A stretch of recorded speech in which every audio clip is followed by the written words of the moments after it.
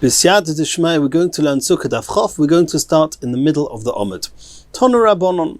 And we're going to learn about different types of mats. The rule is, any mat that's not made with the intentions of being used similar to a utensil, if it doesn't have a receptacle, or if it's not used, if it doesn't have any other uses, it's not a kli, and is not roi lekabel tumah, and is kosher for schach. If it's used to receive anything, if it has the status of a kli, then it is posel schach.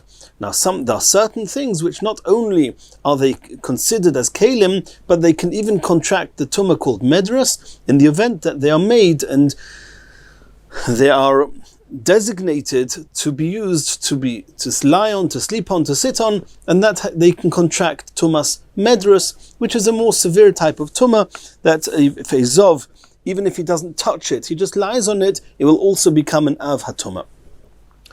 Says the Gemara, Tonu Rabbanon, machzeles, a mat made shel shifa, made of shifa, type of material, v'shel gemi, another type of material, gedoyla masechin ba.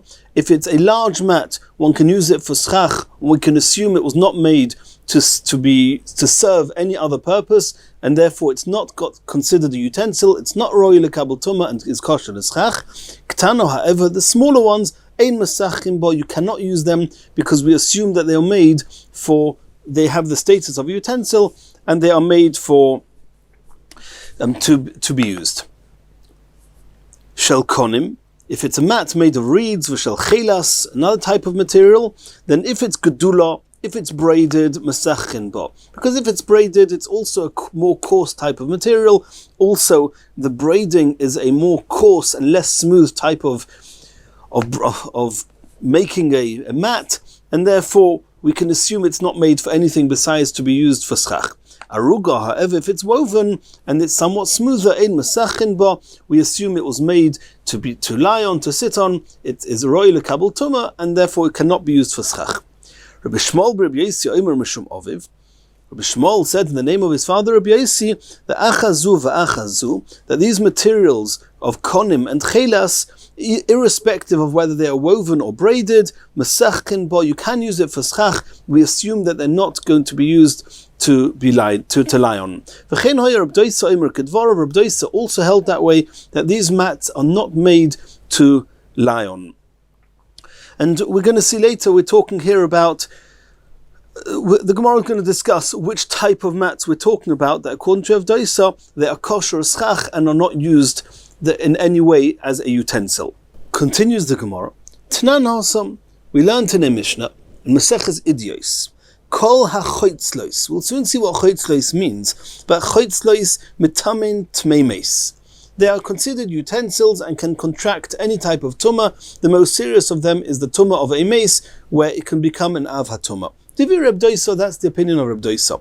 The Chachamim say medras, that these choitzlois can contract tumas medras, which means that they are made to lie on.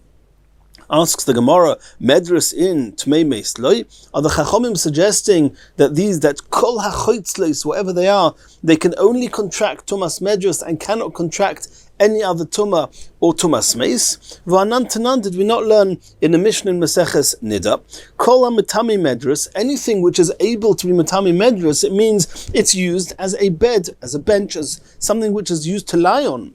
Metami tumas meis, it's got the status of a utensil, and all other tumas are also able to be contracted to it, and it's only that besides for the other tumas, it can also be mekabel tumas medras. So how can you say here that Reb Doisa says metami tumas meis, Chachamim say medras? Answers the Gemara, Eima af medras. What the Chachamim meant was, not only can they be mekabel tumas meis, they can also be mekabel tumas medras. So the machlekas between Reb Doisa and the Chachamim is, are these choitzlois, whatever they are they also used to sleep on, or are they only used for other purposes as regular utensils?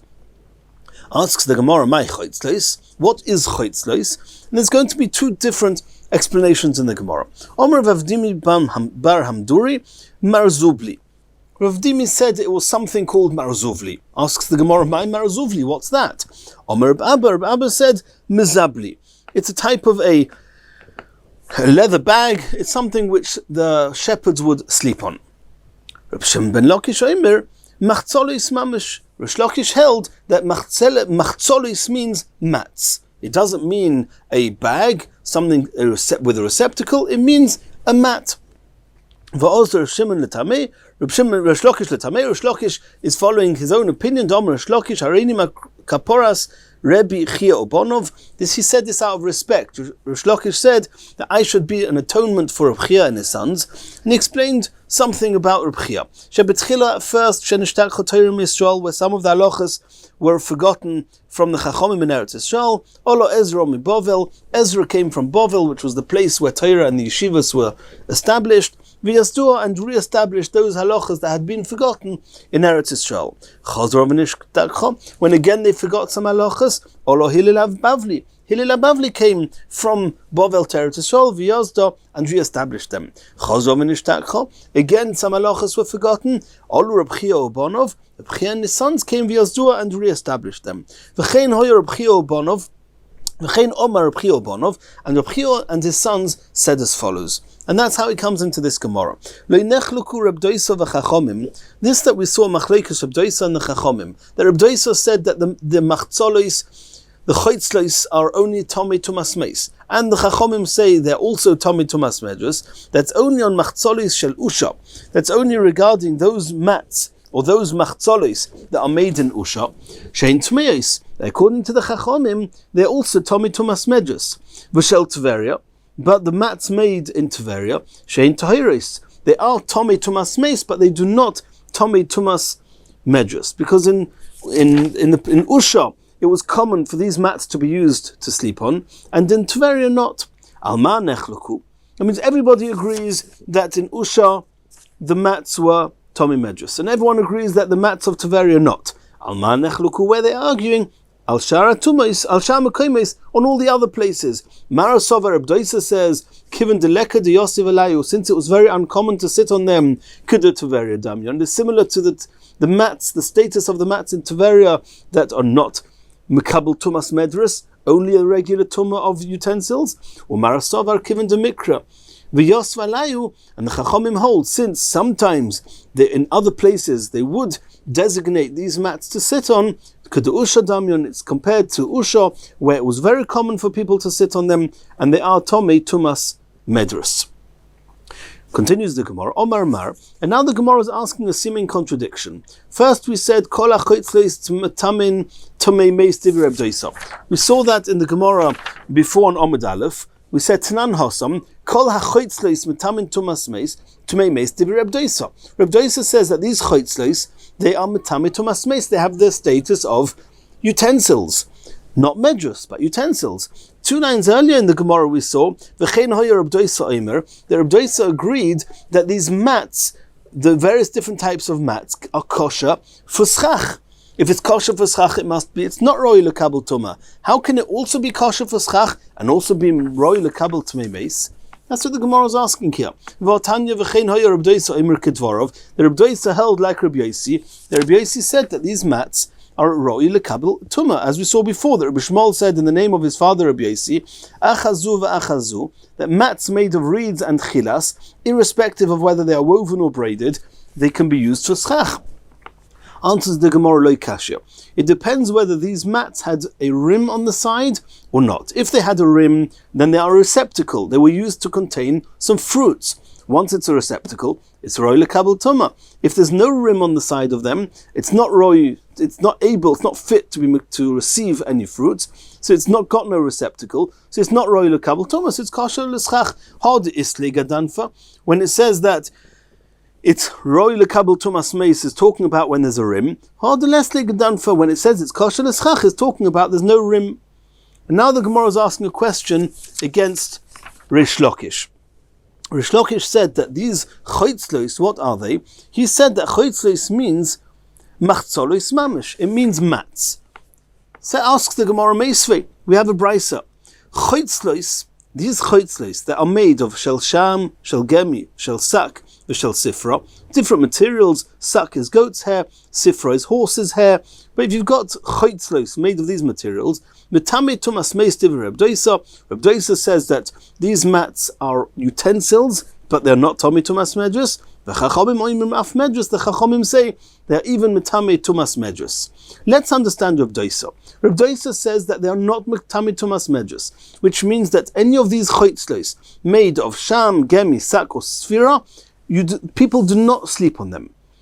Okay, that's why it's not Metame Tumas Medrus, but they are used, they have a use, and that's why it's got regular Tumah of Tumas Meis. So let's understand that. According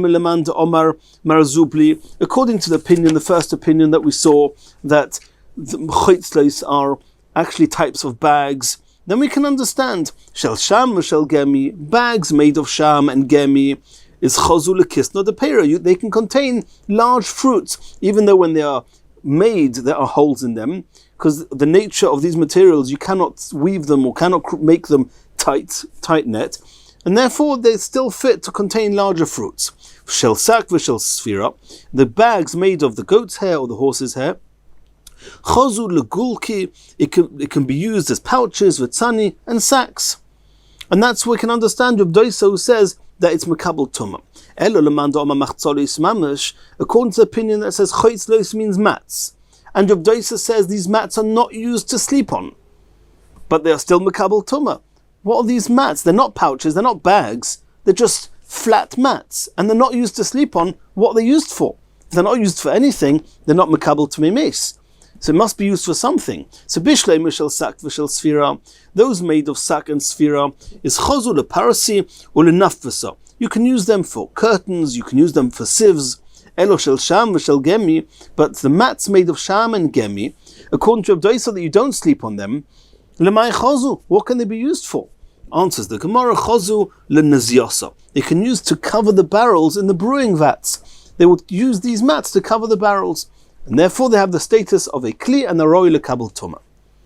The Gemara now says ikad omra, another version, bishlei meleman de omar machzolis mamish, according to the opinion that says that it's machzolis, that they are mats.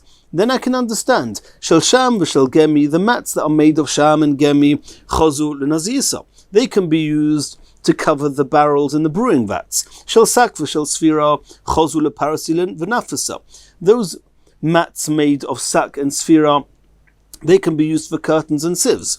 According to the opinion who says that these choitzlos are actually not mats, they're actually pouches, they're kelim, they're bags. So bishlei mishel sak v'shel sfira, bags made of sak and sfira, chozu legulki v'tzoni. They can be used as regular pouches and sacks. Elo shel sham v'shel gemi, but the sacks made of, or bags made of sham and gemi, lemay chozu, there are big holes in them. What can you contain in them? What are they used for? Answers the Gemara, chozu lekinsa, the pera, like we said before, they are able to contain large fruits. And it's exactly the same as the Gemara we saw before, it just depends which way round the Gemara asked the question and gave the answers. Continues the Gemara, Tanya, Omer of Chananya, Kashiradti legoila, when I went down to Golus, Matzasi zaken echad, I met an elder, v'omar li, and he said to me, Masachin bebudya, you're allowed to use mats for schach. And this sounds very much like what Rabbi Doisa said. The Rabbi Doisa says that, like Rabbi Yossi, the achazu v'achazu masachin bo. The Aruch HaNer says that what the Gemara is trying to impress on us here is that the halacha is like Rabbi Doisa. The Chaznish has got a different explanation. The Chaznish in Kalim explains that budya is a specific type of mat that everybody agrees is not makabel tumah, and it's a standalone halacha that this budya type of mat you're allowed to use for schach. When I came to my uncle, my father's brother, Rabbi Yeshua, he agreed to what this person, this elder, told me, that one's allowed to use budya for schach.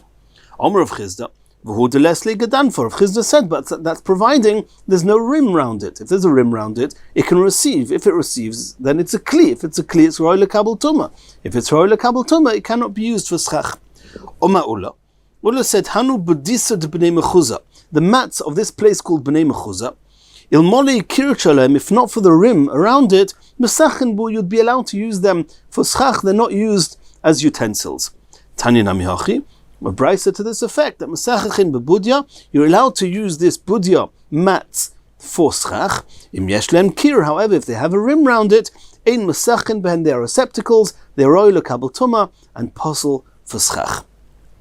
Haldunan al sukkah. B'siyat Dishmai, we finished learning the first parak of Masechet sukkah. B'siyat Dishmai, we're going to do Chazar on first parak of sukkah. And Dimirat Hashem, in the next shiur, we're going to start the second parak of sukkah, Hayoshon Tachas Hamito.